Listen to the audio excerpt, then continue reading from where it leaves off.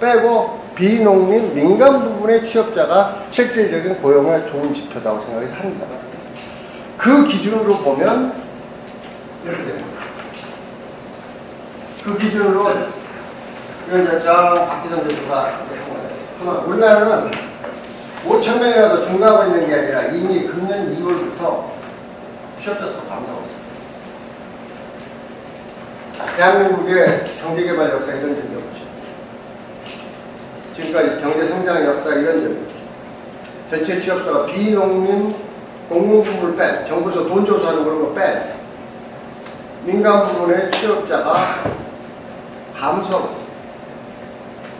이게 이제 사태의 심각성을 얘기하고 있는 거죠. 그러면 왜 이렇게 되느냐? 본질에 여러분이 아시는 다 아는 얘기를 간단하게 다시 한번 하겠습니다.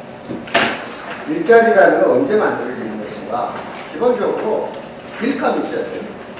밀감이라는 게 뭐냐면 우리가 말하는 생산성. 생산성이라는 거는 8시간 일했을 때 얼마만큼 만들어내냐는 거예요.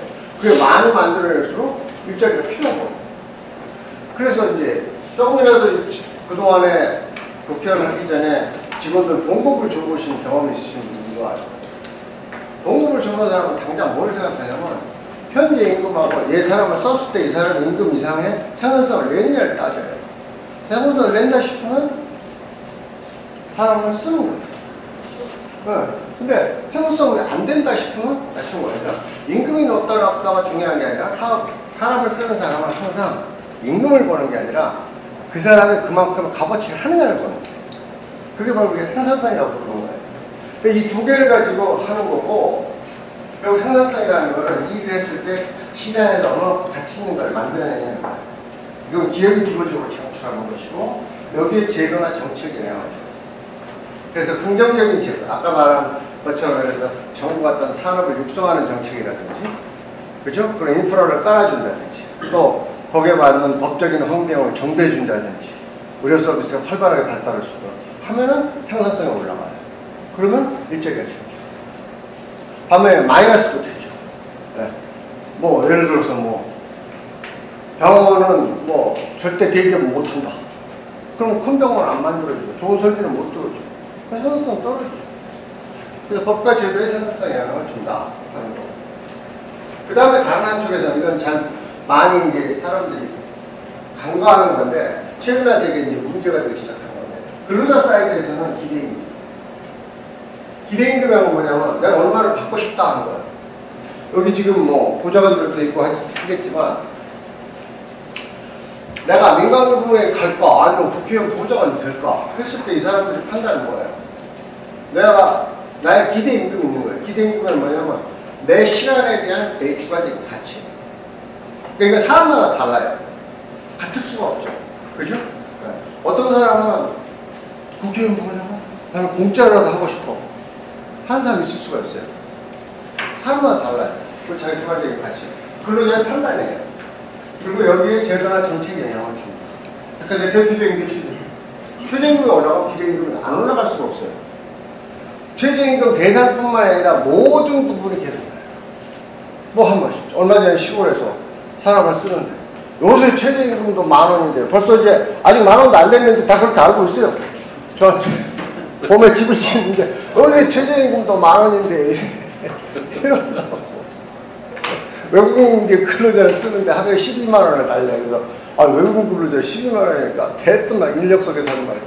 최저임금도 10,000원인데 이렇게 나와요. 모든 사람의 기대임금을 올려요. 그래서 결국은 시장이라는 건 뭐냐면, 시장이라는 건 결국은 어떤, 자, 모원님이나 나나 우리가 1시간을 일한다, 얼마를 일한다 했을 때 우리가 만들어내는 가치가 있어요. 그 다음에 그 1시간을 내가 투입하기 위해서 내가 생각하는 나의 시간의 가치가 있을 거예요. 시장이 잘 작동하면 이 두 개가 균형을 같아져요. 이렇게 해서 조절을 합니다. 시장이 잘못되면 이게 뻐거요. 어떻게 될까요? 이렇게 될 때가 가장 일자리가 잘 돌아요. 다시 말해서 기업 입장에서 봤을 때, 일하는 사람 입장에서 현재 시장 임금보다 생산성이 너무 좋고, 근로자 입장에서는 내 기대 임금보다 시장 임금이 좋을 때, 이때는 일자리가 팍 큽니다. 이게 언제냐? 이게 보면 여러분들 가면 여기 지금 우리 뭐 김무성 의원님이라든지 좀 연배가 있으신 분들 그럴 거예요. 요즘 애들 보면 그렇죠. 우리 때는 일자리만 있으면 열심히 가서 일을 했는데 왜 그럴까 하는 거예요. 그게 우리 때는 기대임금이 낮았어요. 여기 지금 50대 후반, 60대 초반 되시는 분들은 옛날에 보면 대학 졸업할 때 기대임금이 낮았어요. 그죠? 그런데 생산성이 좋았어요. 그러니까 일자리가 푹 느는 거죠. 반면에 프레마리, 아르헨티나, 베네수엘라, 최근에 우리나라처럼 되는 게 이렇게 생산성은 자꾸 중간에 떨어져요. 그런데 정부가 자꾸 이런저런 정책을 써서 사람 기대임금이 올려놔요. 그럼 이렇게 돼요. 이렇게 되면 어떻게 돼요? 이렇게 되면 일하기가 많아요. 그러니까 1년에 공무원 시험 보겠다 70만 명씩 몰려요. 왜냐면 뭐 여기서 여러 얘기를 다 썼겠죠. 우리나라의 공무원 임금이 높아요. 일본보다 높아요. 일본보다 우리나라 기대임금이 어떠냐면 청년들의 지금 기대임금이 제가 매년 고맙게 노동경제학을 학부학생들 가르치면서 기대임금 조사를 합니다. 대학교 4학년 애들 이른바 스카이라는 대학의 대학교 4학년들의 기대임금이 한 4,300만 원 연봉. 그리고 우리나라의 실제 이제 대기업이 이제 근데 그 4,300만 원을 충족할 수 있는 일자리는 2만 개다. 1년에 한 40만 명 나오는. 뭐 5%. 토요타, 소니 이런 일본의 업체들, 일본의 노동경제학회 작년에도 왔을 때 거기 1년 연봉이 얼마인지 압니까? 300만 엔입니다. 우리나라 돈 3천만 원. 그러니까 우리가 일본이 우리보다도 1인당 GDP가 1.5배가 높아요. 근데 우리는 지금 엔트런스 웨이지, 처음에 스타팅 웨이지가 대졸 초임이 4천만 원 넘어요. 일본보다 30%가 높아요. 이렇게 높아요. 그러니까 이거 왜 우리가 지금 일자리가 옛날에 80년대, 90년대 일자리, 있던 일자리 왜 없어지냐? 역전되죠. 균형이 깨져버려요. 우리가 할 일은 뭐냐? 오늘 뭐 여러 가지 얘기가 개혁과제라고 하지만 궁극적으로 해야 될 거는 이 균형을 다시 회복해줘. 간단하게 보겠습니다. 그럼 어느 정도냐 했을 때 2011년부터 17년까지 최근 7년 동안 보면 빨간 게 임금이고 파란 게 생산성이에요. 임금 증가율이 다 높아요. 금융업만 빼고. 그렇기 때문에 생산성은 거의 반토막밖에 안 돼요. 근데 임금은 다 이렇게 높아요. 제조 다 높으니까 일자리가 안 만들어져요. 기업 규모별로 보면 이게 크게는 안 나오지만 이게 13년 동안 기간 동안 임금은 큰 거예요. 대기업이 임금 주도를 앞장서 있어요. 대기업이 물론 많아요. 물론 생산성도 높죠. 높기 때문에 하지만 대기업이 높게 올리니까 중소기업이 이렇게 생산성이 작은데도 불구하고 안 따라갈 수가 없어요. 그래도 대기업보다 작죠. 그러니까 갈수록 이렇게 벌어져요. 그러니까는 지금은 누가 학생들한테 제가 나라가 잘 되려면 제조업으로 가야 돼, 중소기업으로 가야 돼 이런 말 할 수가 없어요. 제가 한 20년 전에는 했어요. 그걸 실제로 바보같이 제 말 듣고 간 애들도 있어요. 지금은 할 수가 없어요. 너무 차이가 나서. 이렇게 돼 있다 하는 거예요. 그래서 결국은 뭐냐면 우리나라 정리하면 우리나라 전반적으로 임금이 생산성 증가보다 앞지르고 있고 특히 그 임금 주도를 대기업이 있다 하는 거예요. 왜 그러냐? 왜 대기업이 할까? 생산성 높으니까 하는 거 아니야? 물론 그래요. 그런데 그럼에도 불구하고 더 올라가야 돼요. 그 이유가 뭐냐? 저는 두 개를 꼽고 싶은데 하나는 대기업 부분입니다. 당연히 노동조합은 임금을 올리라고 푸시하는 거죠. 푸시합니다. 그러면 기업은 어떻게 하냐면 노동조합 워낙 힘이 강하니까 올려줘요. 그 대신 어떻게 해요? 사람하고. 네, 사람하고. 은행 같은 경우는 1년에 자연감소가 이렇게 보면 그러니까 보통 대기업, 우리가 추산하게 대기업 은행 할 것 없이 1년에 한 6% 정도의 자연감소가 있다. 그러면 그 6%를 충원해주면 현상 유지가 되는 거예요. 기업이 성장하면 그보다 더 충원하겠죠. 지금 6% 충원 안 해요. 그러니까 일자리가 죽은 거예요. 제가 볼 때 이런 은행 같은 경우 옛날 같으면 한 1년에 한 1000명씩 정도는 뽑아줘야 되는데 지금 금년에 막 정부가 막 뒤틀더라고요. 그러니까 은행에는 제자들이 와서 그래 죽겠다고. 이 압력이 너무 세다고. 그래서 이제 뒤틀어서 한 7, 800명은 뽑을 거예요. 근데 보통 한 4, 500명밖에 안 뽑아요. 그러니까 옛날에 1000명씩 뽑던 걸 지금 그렇게 절반으로 줄으니까 그 얘기는 뭐냐면 임금이 비싸니까 사람 주는 거예요. 그 대신 임금이 올라가니까 이제 사람들은 전 대기업으로 몰려요. 그러니까 대기업에는 취업 대기자가 물려있어요. 중소기업에는 사람이 하나도 없어요. 이거야말로 양극화예요. 굉장히 희한한 구조죠. 한 나라에서 어떤 쪽에서는 사람이 없어서 난리고 어떤 쪽에는 좋은 고민만 가려고 그러고 그 이유가 왜 그래요? 딱 여기서 노동자를 버티고 있어요. 절대 못 내려. 이거예요. 그러면 어떤 사람은 이런 얘기를 합니다. 남편에 대해서 당신이 너무 엄살을 떠는 거 아니야? 왜? 우리나라에 노동조합 조직률이라는 10%밖에 안 된다. 100명이 얼마밖에 안 되는데 뭐 그 사람들이 이렇게 대단하게 했다고 해요. 그래서 내가 모르시는 말씀. 규모별로 쪼개봅시다. 쪼개보면 이 100인 미만 사업장의 조직률은 굉장히 낮아요. 그러나 300인 이상 가면 조직률 절반이에요. 이거보다 더 쇼킹한 것은 우리나라 전체 지금 2015년 기준인데 2017년 지금 현재 전체로 우리나라 노동조합의 조합원 수가 약 193만 명입니다. 이 중에 85%가 300인 이상 사업. 그러니까 우리가 노동조합은 그러면 우리는 막 전통적으로 어떤 통념에 사로잡혀 있냐면 청바지에 막 드릴링에 먼지 나고 정말 많아요. 우리나라 노동조합원의 85%는 에어컨이 빵빵하고 아주 쾌적한 실내에서 이거보다 더 좋은 의자도 있을 수 있고 아주 그런 데 앉아있어요. 은행에, 공기업에. 그쵸? 정말 청바지 입고 막 그런 데는 여기 있어요, 여기 있어요. 그래서 잘 모르는 거예요, 사람이. 이게 어느 만큼 우리나라 일반적으로 알고 있는 노동자들의 인식이 얼마나 왜곡되는가 하는 거예요. 그러니까 대기업이 끌어올리는 거예요. 대기업이 끌어올리고 중소기업은 거기 못 따라가는 거예요. 그러니까 허덕허덕하고 있는 거예요. 플러스 단순히 임금만 높은 게 아니라 굉장히 이제 경직적인데 여기서부터 할 수 없이 이제 좀 논문을 소개를 해야겠습니다. 제가 2012년에 이제 여기 낸 논문인데 노동조합이 있는 기업의 노동수의 탄력성, 그러니까 이제 변화시킬 때 중소기업의 탄력성이 10분의 1. 그 얘기는 무슨 얘기예요? 본인만큼 경직적이라는 거예요. 그 다음에 이건 이제 솔라이프 김대일 교수 뭐 좀 한 10년 됐지만 본질은 같으니까 노동조합 임금의 프리미엄이 높을수록 그 회사의 고용이 낮아질 거야.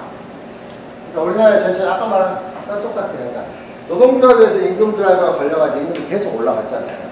그러면 사용자는 어떻게 되겠어요? 생산성과 임금을 맞추려고 그러잖아요. 그러니까 평균상으로 경영 목표로 내놓은 우리는 고부가 가치를 지향합니다. 이렇게 얘기했는데 내용은 사람을 죽이고. 그런데 근데 이제 젊은이들은 전부 이제 거기만 가려고 그러잖아요. 그냥 꽉 짜여있는 거죠. 근데 원래 시장은 이렇게 되는 게 아니거든요. 만약에 원래 자본주의 시장 경제가 제대로 잘 작동을 하면 이런 경우가 어떻게 되냐면 이렇게 사람들을 몰려있고 그런 거 임금이 안 올라가요. 쭉 내려가거나 아니면 정체됩니다. 명목은. 그래서 몇 년 지나면 그게 소화되고 이런 식으로 격차가 줄어드는데 노동조합이라는 제도가 딱 버티고 있기 때문에 이게 안 되는 거예요. 안 될 뿐만 아니라 계속 더 올라가죠. 그 다음에 두 번째가 최저임금입니다. 이건 제가 굉장히 옛날부터 얘기를 했는데 이게 이제 노동경제학 하면서 저 같은 사람은 지금 어려움을 느끼는 게 이제 이론과 실증에 의해서 이것이 최저임금이 너무 높다, 너무 높다, 너무 빨리 올라간다 얘기를 하면 거기에 대해서 이렇게 귀를 기울인 데보다는 사람들 최저임금은 가난한 사람들 도와주는 거 아니냐, 조금 높아도 되지 않을까 하는 이런 통념을 확 잡고 있어요. 그렇기 때문에 이게 별로 효과를 못 봤어요. 근데 어쨌든 이런 식으로 쭉 올라오고 있는데 보겠습니다. 우리나라 과연 어느 정도인가 국제비를 보면 이거는 최저임금위원회하고 OECD 자료에서 보는 거예요. 1990년에 우리나라가 중간임금 대비 약 3분의 1 수준이었어요. 최저임금이. 이게 2016년에 이게 50%가 넘었어요. 지금 이게 60%입니다. 근데 전 세계에서 가장 최저임금이 근로자 평균임금하고 가까운 데가 프랑스인데 프랑스가 60%. 이건 그 당시 이미 50%, 60%를 이뤘어요. 우리하고 비슷한 일본이 30%인데 여전히 39%밖에 안 돼요. 미국이 35%였는데 35% 거래를. 우리만 33에서 50%는 얼마나 빠지는 거예요. 더 웃기는 거는 스페인은 우리보다 훨씬 높은 46.5%인데 지금은 37% 오히려 떨어졌어요. 그래서 내가 스페인 사람한테 물어봤어. 너희들이 이거 왜 그런 거냐? 그랬더니 요때 기본적으로 스페인이 경제 성장이 안 되거든요. 그러니까 그냥 누르고 있는 거고 노동개혁도 또 통해서 더 동결하고 그러면 우리나라가 이렇게 급격하게 빠른 것은 지금 작년, 금년의 문제가 아니라 금년, 내년의 문제가 아니라 이미 제가 2008년에 지금 뭐 요새 한참 얘기 나오는 아파트 경비원들에 대한 최저임금이 확대적인 그때 됐어요. 그때 제가 그러니까 실제 조사해서 잡아보니까 임금 10% 상승, 고용 3% 하락, 근로시간 13% 하락. 그 다음에 역시 또 김대일 교수가 신규 채용이 얼마나 줄어든다고 했더니 임금이 1% 상승하면 저임금 근로자의 신규 채용이 6.2%예요. 그러니까 지금 기준으로 따지면 최저임금 10% 상승하면은 그 저임금 근로자 채용 60%가 줄어요. 가장 최근에 이제 서울대 이정문 교수하고 황승진 박사라고 했는데 이게 일반인들이 잘 모르는 게 최저임금을 올리면 거기에 해당되는 부분에 고용이 영향을 받는 줄 알아요. 근데 사실 그게 아니에요. 전체가 다 영향을 받아요.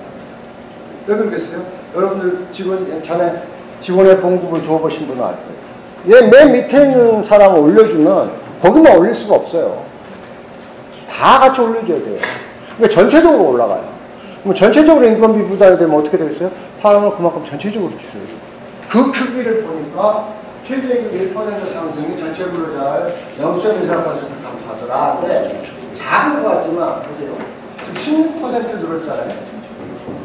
지금 요게 그죠? 16% 늘어서 이게 얼마예요? 한 2% 정도 주는 거죠. 2% 주는 거예요. 그럼 우리나라 전체 취업자 수가 얼마예요? 2,800만이에요. 2% 주는 거 얼마예요? 56만 명 주는 거예요. 이 정도로 충격이 큰 거예요. 그러니까 최근에, 근데 아직 그 내년 건 되지도 않았는데 그러냐. 경제는 어떻게 하냐면 미리 예상해서 합니다. 지금 집값 오르는 게 예상해서 오르듯이. 항상 예상해서 움직이니까 작년 7월에 딱 그 최저임금 올라가면서부터 기업주들 계속 줄이기 시작하는 거죠. 금년에도 계속 줄이는 거죠. 이런 식으로 되는 거죠. 그래서 내년 되면 또 다르고 정말 이제 뭐가 될지 모르죠. 그 다음에 이제 간단하게 그래서 제가 두 가지를 말씀드렸습니다. 이게 왜 아까 말한 이 불균형이 벌어졌냐. 하나는 노동조합이라는 거대한 제도, 또 하나는 최저임금이라는 법이 우리 경제를 굉장히 지금 조여가고 있다. 불행하게도 여러분이 다 이제 이미 알게 됐지만 저는 이 그래프를 2012년부터 두고 다녔는데 작년에 지금 단군 이래로 대한민국의 인구가 15에서 90살 잘 죽었어요. 피크가 2016년이었어요. 근데 제가 여기서 강조하고자 하는 뭐냐면 25세부터 49세 이른바 핵심 경제활동인구라고 하는 한참 일하고 소비하는 이 인구가 2008년에 피크를 2009년에 내가 이걸 왜 얘기하냐면 우리가 2010년 이후에 그렇게 노력을 했음에도 불구하고 점점 민간 소비가 줄어든다는 이유가 하나는 여기 있어요. 여기 있어요. 이미 우리는 핵심 소비 인구를 잃기 시작했어요. 2010년부터. 그렇기 때문에 쭉 먹어요. 또 이건 앞으로 이걸 쭉 본다면 2010년부터 15년까지나 15년까지 늘어지고 인구가 줄었는데 가면 갈수록 당연히 줄 뿐만 아니라 그 크기가 기하급수로 감소하는 거예요. 일단 내가 다시 이제 개혁의 프라이어리티 우선순위한테 외국인 정책에 대해서 다시 재고해야 된다는 거예요. 이런 정도의 인구 구조를 가지고 우리가 현재의 소비금을 유지할 수 있겠느냐 굉장히 의심스러워요. 이건 단순히 노동만의 문제가 아니에요. 그래서 이 부분에 대해서 우리 의원님들이 굉장히 시리어스하게 생각을 하셔야 돼요. 근데 사람들은 먼 미래에 대해서 별로 그렇게 잘 실감 안 해요. 그럼 어느 순간 와요. 어느덧 와버렸어요. 시간이. 그렇게 됩니다. 10년씩 아닙니다. 제가 우리 김무성 의원님 전에 그 공부모임을 주는데 어느덧 10년 가까이 되는 것 같아요. 잠깐입니다. 그 다음에 마지막으로 우리가 지금 또 하나의 벽변이라는 것이 디지털 경제인데 이 그림은 아마 우리 이경태 교수가 보여주실지 모르겠는데 2001년만 해도 글로벌 제일 큰 기업 5배 중에서 IT 기업 마이크로소프트 하나 있어요. 그리고 그게 2011년까지 됐어요. 불과 5년 사이 2016년에 1위부터 5위까지가 전부 IT 기업. 이 정도로 우리가 빠른 속도로 IT화되는 디지털 경제로 넘어가는 세상에 살고 있습니다. 그 과정에서 노동에 있어서 가장 세 가지 질문이 나오는데 첫 번째, 많은 사람들이 이거 디지털 경제가 되어 4차 산업혁명 일자리가 없을까 말까? 첫 번째 질문. 두 번째 질문. 일자리가 없어진다면 어떤 게 없어지지? 또 생긴다면 어떤 게 생길까? 세 번째 질문. 디지털 경제에서 일자리 관계, 고용관계가 어떻게 될까? 정규직이 계속 있을까? 비정규직이 늘어날까? 이런 거죠. 간단하게 말씀을 드리자면 첫 번째 질문은 현재까지 답이 없어요. 현재까지 학자사의 설왕설래. 어떤 사람들은 는다, 어떤 사람들은 준다. 그래서 저는 솔직하게 이 부분은 잘 모르겠어요. 다만 느는 요인, 주는 요인이 있어요. 당연히 새로운 기술은 옛날 기술을 대체해요. 그럼 그걸 죽어요. 언론에서 계속 이걸 얘기해요. 그러나 많은 경제학자들은 보완효과를 만듭니다. 새로운 기술은 새로운 일자리를 만듭니다. 보완효과, 신산업을 찾습니다. 옛날에 자동차가 등장하니까 고속도로가 생기니까 고속도로 주변에 모텔이 생기고 패스트푸드 스토어가 생기고 이런 거예요. 새로운 창출돼요. 그래서 나빠하는 이것이 이거보다 크다고 해요. 그래서 주지 않을 거다. 근데 문제는 직업이 바뀔 거다. 많이 바뀔 것이다. 바뀌는 거다. 어떻게 바뀌냐? 핵심은 뭐냐면 루틴화, 정형화된 일은 없어질 것이다. 정형화된 일이 뭘까요? 그래서 택시 드라이브라든지 빵 만드는 거라든지 이런 것들을 텔레마케터라든지 이렇게 정형화되고 딱 틀이 있는 일, 우리가 코드로 할 수 있는 일, 일의 순서를 그런 건 없어질 것이다 하는 거예요. 뭐가 안 없어지느냐?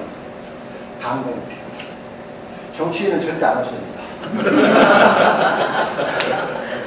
없어질 리가 없죠. 우리가 사는데요. 그걸 AI가 정치인을 대신할 리가 없어요. 그 다음에 소셜 서비스 하는 사람들, 이제 아픈 환자를 이렇게 케어해주고 하고, 심지어는 어떤 사람은 청소부도 잘 안 없어진다. 청소기가 많아져, 청소기가 없어질지만은, 없어질지 모른다고 생각하는데, 청소 기계가 여기 딱 있는 게 이게 오늘 아침 이게 지금 신문이고 이게 오늘 아침 논문인지 아닌지를 구분을 못해요.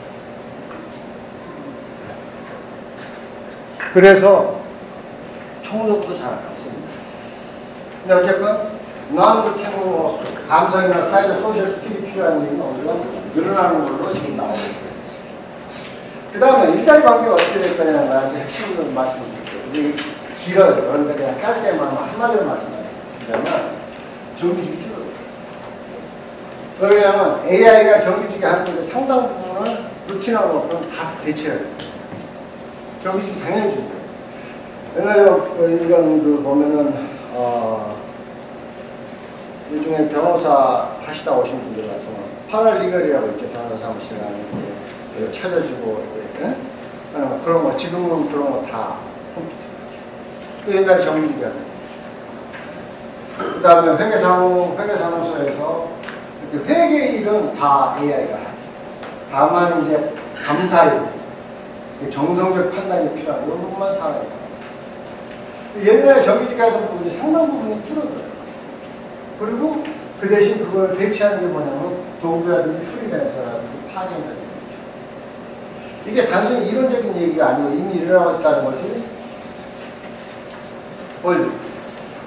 이 편은 의원님들께서 좀 유심히 보시고 가지고 계셔도 돼요. 2007년부터 2014년 사이 OECD에서 우리가 말하는 정규직이라고 하는 스탠다드하고 non 스탠다드 웍이 어떻게 바뀌었는가를 봤어요. OECD 평균적으로 보면 파란 게 non 스탠다드 웍이에요. non 스탠다드로 늘어요. 근데 늘은 거 이상으로 뭐가 줄어요? 정규직이 줄어요. 그 줄은 크기가 훨씬 커요. 그러니까 비정규직이라고 하는 non 스탠다드 웍이 느는 거 늘고 정규직이 주는데 정규직 주는 게 훨씬 커요. 그런데 이 정부는 전부 정규하겠다고 그러니까 내가 볼 때 이거는 시계의 바늘하고 거꾸로 가는 거예요. 안 말이에요. 보세요. AI가 되고 그러는데 보면 전부 AI가 일을 하고 하는데 거기에 무슨 최저임금제가 필요해요. 낮에 할지 모르지 밤에 할지 모르지 그 다음에 일을 집에서 할지 모르지 어디 가서 할지 모르는데 지금 현재 노동법이라는 우리나라 노동법이라는 건 장소와 시간을 특정한 거를 염두에 두고 만든 법이에요. 근데 디지털 경제의 특징은, 노동시장의 특징은 장소와 시간을 특정할 수가 없어요. 언제 어디서 일하는지도 어떻게 알아요. 그리고 그러니까 자연히 어떻게 되냐면 성과만 따져요, 이제. 근데 그래서 제가 어떻게 얘기를 하냐 하면 디지털 시대, 아날로그 시대 보면 아날로그 시대는 일의 성격이 정형화되어 있어요. 예를 들어서 국회의원 및 국회의원 보좌관이 하는 일 중에서 정형화된 일을 앞으로 AI가 다 해요. 비정형화된 일도 넘어가요. 오히려 이 부분이 훨씬 중요하죠. 근무 환경에 그동안에는 시공간의 제약이 있었어요. 좀 전에 말씀드렸죠. 이제는 시공간의 제약이 없습니다. 보상이 어떻게 하냐면 지금까지는 인풋 중심이에요. 그러니까 월급, 몇 시간 일했습니다. 며칠 일했습니다. 월급 중심이에요. 근데 그거는 일하는 시간과 그거를 측정할 수 있기 때문에 그래요. 그러나 인터넷으로 일을 하고 처리를 하는 시간에서 측정할 수 없기 때문에 아웃풋 중심이에요. 내가 이 말씀을 힘주어 드리는 이유는 우리나라의 노동법이 바뀔 때 이 방향으로 바뀌어요. 더 이상 인풋 중심의 그 노동법에 매몰돼서는 안 돼요. 그리고 외국의 이 불법 개념이 그쪽으로 바뀌어가요. 고용관계가 발현이 집단적인 고용관계인데 지금 개조라고 그랬어요. 프리랜서가 굉장히 힘들어요. 이제 그러니까 우리가 지금 이른바 우리가 소상공인이라고 하는 계층이 굉장히 늘어날 거예요. 자영업, 혼자 아니면 한 명, 두 명을 데리고 하는데 한 명, 두 명을 계속 데리고 일하는 게 아니라 우리가 뭐라고 그러냐면 그거를 프로젝트 고용이라고 해요. 그러니까 프로젝트 하는 식으로 뭐 1년, 2년 하다가 또 계약하고 다 다른 사람하고 이런 식의 그런 관계가 될 것이다. 과연 우리의 노동법 체계가 거기에 어느 만큼 준비가 되어 있느냐 하는 거죠. 네. 제가 5분만 더 하겠습니다. 노동개혁의 우선순위에 있을 때 제가 볼 때는 워낙 지금 계약되고 있는 게 많아서 일단 계약을 저지하는 게 제일 중요한 것 같다는 생각이 드는데 제가 두 가지를 집었는데 하나는요 정말 힘주어서 제가 간절하게 부탁드리고 싶을 때 공무원 및 공공부문의 숫자 늘어가는 것을 지원시켜주십시오. 그럼 범죄나 마찬가지입니다. 감당이 안 된다. 지금도 말이야. 오늘 아침에도 뭐 아르헨티나 뭐 신문에 났지만 얘기를 했지만 아르헨티나니 그리스는 베네수엘이 서로 하는 게 뭐냐면 일자리 안 된다고 그러면 편하게 정치 권력이 하기 쉬운데 편하게 세금으로 일자리 만들어요. 근데 그거는 미래의 위협이 아니라 당장의 위협이에요. 왜 그러냐면 돈 들어가는 것이 중요한 것이 아니라 아까 봤지만 젊은 일꾼이 없어요. 그 사람들은 생산적인 민간 부문에 가서 이 가치를 창출해서 일을 해야 될 사람들이에요. 그 사람들이 공공부문에 와서 앉아 있다고요. 전부 공공부문만 쳐다보고 있단 말이에요. 나라가 그렇게 되면 어떻게 되겠어요? 누가 일을 해서 세금을 내냐고. 이렇게 되면 이제 인건비 비싸지 사람 없지 그러면 기업은 외국으로 나갈 수밖에 없어요. 이미 그렇게 하고 있고. 그랬을 때 우리나라가 어떻게 되겠냐는 거죠. 이거는 미래 문제가 아니라 현재 문제. 그리고 정말로 뭐 앞으로 이 자유한국당이 어떤 식의 이념으로 바뀔지 어쩔지 모르지만 제가 볼 때는 적어도 뭐 사회주의 이념으로 바꿀 것 같지 않은데 이게 잘못하면 특정한 이념을 하는 겁니다. 일단 세계 경선을 해가지고 하면 방법이 없어요. 아르헨티나에서 보고 그리스에서 보면 딱 보잖아요. 공무원들이 세력화 돼버렸잖아요. 정치 세력화 되면 정치인들이 감당을 못해요. 개혁의 필요성을 뻔히 알면서 칼을 못 대요. 더 커지기 전에 지금 자꾸 늘어나려고 하는 거, 조금씩 늘어나려고 하는 거, 그거 각심하셔야 됩니다. 정말 큰 문제가 됩니다. 두 번째, 세력. 저는 김정수 의원한테도 지금 이 정부가 하는 게 피가 부족하다고 해서 환자한테 밖에서 막 수혈하는 정책을 씁니다. 일단 수혈하고 있는 동안 돌아가요. 문제는 그 수혈 경제의 문제는 수혈이 끝나는 순간 다시 돌아갑니다. 그동안 수혈한 건 다 아무 소용 없어요. 근데 그 수혈이 뭐냐? 국민의 피입니다. 그게 세금입니다. 뭘로 합니까, 이 사람들? 국민의 세금입니다. 그건 국민의 피입니다.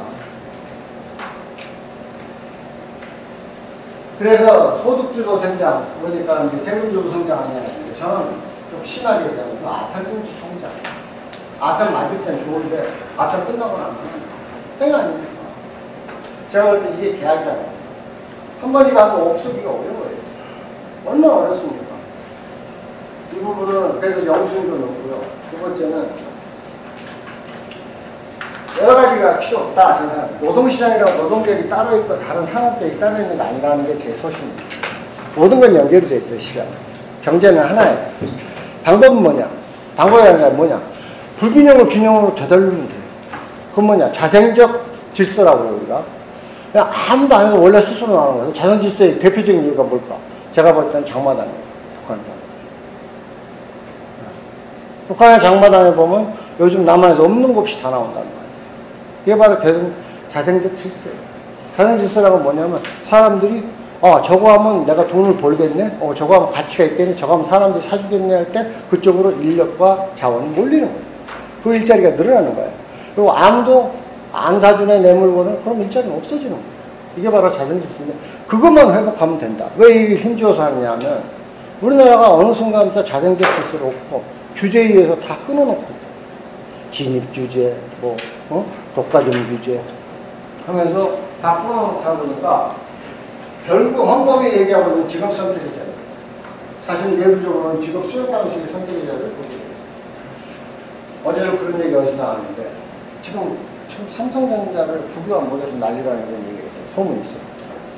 그러면서 막 삼성전자가 갑질한다고 그러는데 애플을 하는 거 한번 보세요. 애플. 말도 못해요. 그렇게 글로벌 대기업을 못 잡아먹어갖고, 외주를 주든지 파견을 쓰든지 뭔 상관이냐고.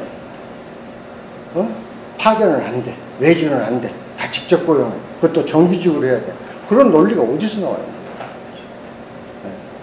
정규직, 비정규직의 격차가 크다. 그게 문제 아니냐고 얘기하는데, 예, 맞습니다. 문제인데. 그거는 비정규직이 덜 받아서가 아니라 정규직이 너무 많이 받아서요. 그래서 내가 그런 얘기를 많이 합니다. 바깥이 추운 게 아니라 방 안이 너무 더운 거라고. 왜 우리는 그 인식의 전환을 못할까? 이거 내가 여기 시간이 없지만 내가 왜 그렇게 얘기하는가 통계의 근거까지도 밝힐 수 있어요. 왜 우리가 많이 받고 있는 거야? 덜 받는 게 아니라 많이 받는 거야. 그래서 이제 보면 이 중에서도 제가 이제 이걸 하는데 기울어진 운동장을 바로잡아줬으면 좋겠다. 대체 근로를 허용하게 합시다. 이거라도 합시다 하는 얘기예요. 다른 나라 다 해요. 근데 노동조합은 자유롭게 파업을 하고 할 수 있는데 그 안에서 사용자가 대안까지 하나도 없어요. 네. 공장 폐쇄하는 것밖에 없어요. 대체 근로를 우리가 허용을 안 해요. 아주 특수한 필수공 몇 개 외에는. 대체 근로를 허용을 해야 된다. 이래야지 기울어진 운동을 해야 되는데 평판인데 여기 권 의원님도 계시고 하지만 제가 죄송스러운 의원님들한테 좀 도전을 해보겠습니다. 지금 노동조합하고 어느 정도 이게 기울어져 있냐면요. 제가 볼 때 9대1이 특정한 사업체의 노사관계를 국회로 막 끌고 들어와요. 그렇잖아요. 개별 기업의 노사관계를 국회로 끌고 들어오는 자리가 아니에요. 근데 이제 국정감사 할 때 없어요. 막 들어와요, 이제. 그러면 거기서 노동계를 옹호하는 국회의원 몇 명이에요? 민주당 쪽에 한 3, 40명 서 있어요. 이쪽에 몇 명이나 될 것 같아요. 설사 그 기업이 대기업이라 하더라도 거기를 위해서 카메라 앞에서 발언을 국회의원 5명도 안 될 거예요. 이거 현실 아니에요? 이 정도로 기울어져 있지 않습니까? 뭐, 인적 구성을 제가 말하는 게 아니라 그 정도가 현실이라는 거고, 최소한 사용자들이 할 수 있는 대체 근로만이라도 허용을 한다면 될 것이 아닌가. 그 다음에 또 하나. 부당해고는 우리는 절대 그건 당연히 법원에서 부당해고 판정 나면 당연히 다시 원칙 복지하는 걸로 알아요. 최근에 프랑스 마크롱 대학을 보면 부당해고 판정 났다 하더라도 현금 주고 끝낼 수 있어요.